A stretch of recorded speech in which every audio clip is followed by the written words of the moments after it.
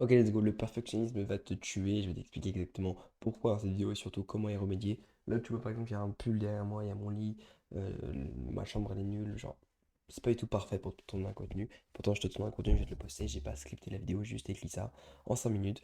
Là, la vidéo, je vais la tourner en allez, 6-7 minutes. Je vais la poster raw, sans aucun montage. Et pourtant, ça va sûrement m'attirer un client ou même ça va juste réchauffer des prospects qui vont de plus en plus croire en mon narratif et un jour acheter chez moi. Parce qu'aujourd'hui, si mec, tu as déjà une offre qui fonctionne que tu veux créer du contenu pour attirer plus de monde ou que tu veux déléguer toute cette partie-là et que ça te rapporte de plus en plus de clients, bah tu passeras par chez moi un jour. Donc j'ai pas besoin d'attendre que ce soit parfait, d'aller en studio, d'aller contacter un monteur, d'aller payer un monteur et tout. Pour cette vidéo-là, ok, il y a des vidéos dans lesquelles c'est plus pertinent de le faire, de passer un peu plus de temps dessus. Et surtout, en fait, c'est le fait de faire plutôt que d'attendre que ce soit parfait, ok? Donc, poste plus, prends plus d'appels, envoie plus de messages. Prendre plus d'appels, ça dépend pas forcément que de toi, c'est un output aussi. Mais comment est-ce que je prends plus d'appels? C'est en postant plus, en envoyant plus de messages. Quand je dis poste plus, c'est évidemment poste plus et faire de la qualité aussi. Mais t'as pas besoin de passer du temps pour faire plus de qualité. Enfin, t'as pas besoin de passer plus de temps pour faire plus de qualité que le temps que tu passes pour faire des contenus de merde. T'as juste besoin de réfléchir. Et ça, en vrai, tu réfléchis autant quand tu fais un contenu qui va te rapporter des listes pas qualifiées ou juste des vues, juste des likes, que quand tu fais un contenu qui te rapporte des bonnes personnes. C'est juste que tu es plus compétent, juste que tu as mieux analysé au début, que tu as plus parlé à ta cible, que tu connais mieux ta cible, ou juste que tu as branché tes neurones entre eux en vrai. Donc voilà, envoyer plus de messages, c'est encore une fois des messages ciblés en vrai. Moi, je prône pas le volume pour le volume, ok? C'est ciblé toujours. Parce que faire du volume pour du volume, c'est de la merde. Enfin, tu vas te dégoûter, te démotiver, mais fais quand même plus de volume. Parce que aujourd'hui, tu fais même pas de volume et tu fais même pas du volume ciblé. Donc tu fais ni l'un ni l'autre, ok? Je préfère limite que tu fasses du volume pas ciblé. Tu auras des résultats qui vont peut-être te décevoir, mais tu auras moins de résultats. Alors que si tu fais ni l'un ni l'autre, bah tu auras juste pas de résultats. Ok. Et si tu prends trop de temps à faire des choses, bah, tu perds une notion qui est très importante, c'est la notion de momentum. Quand tu es dans le momentum, quand tu es dans l'action, quand tu tournes plein de contenu d'un coup, quand tu batches tes vidéos, quand tu envoies du setting, je sais pas, tu fais 50 messages par jour tous les jours pendant des semaines et des semaines, bah là, tu es dans le momentum et ça devient une habitude, ça devient quelque chose de facile à faire, alors que se réancrer, recommencer à faire quelque chose que tu as arrêté de faire ou que tu as commencé simplement mais que tu n'as pas poursuivi, là ça devient trop dur et t'as pas cette flamme, ce momentum en toi. Donc, ce que tu peux faire dès la fin de cette vidéo, qui va te prendre quelques minutes, c'est inviter, envoie, tente, recommence. Invite, ce que je veux dire, c'est tenter de créer des podcasts avec des gens, parce que moi aujourd'hui, c'est un peu le format dont je parle beaucoup.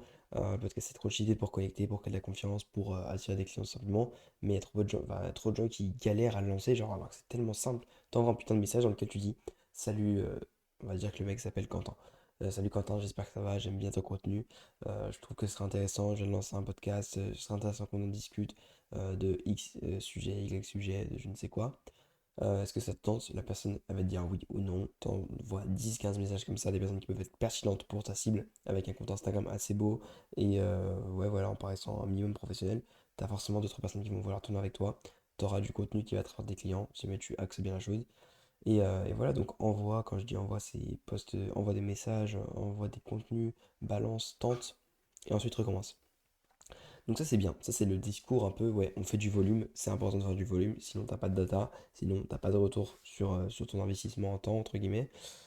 Mais pour faire mieux, et parce qu'on ne veut pas juste faire du volume, mais être dans cette quête de un peu course-aura, à juste travailler plus, genre c'est bien au début, ben, c'est analyser. Analyser, c'est quoi? C'est regarder les data, regarder, ok, est-ce que ce contenu-là, il m'a rapporté un client? Ok, envoyer tel type de message. Ok, j'ai AB testé ma trame. Quand j'envoie ce premier message, j'ai plus de réponses. Et quand je poursuis en question ça amène plus souvent vers un call. Ok, du coup, je vais faire ça.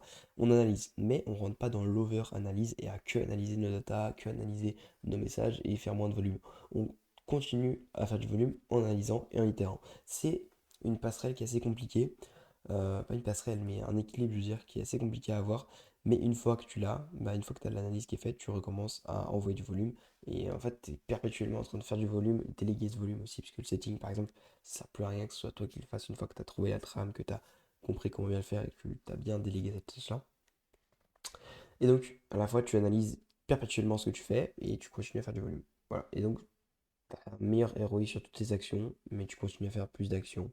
Limite, tu fais de plus en plus de volume. Genre, c'est parce que tu fais 5 par mois qu'il faut que tu arrêtes d'envoyer 10 contenus par jour. Limite, poste 115, 30. Et voilà un petit peu les choses que j'avais à vous dire pour aujourd'hui sur le perfectionnisme, qui est de la merde pour moi.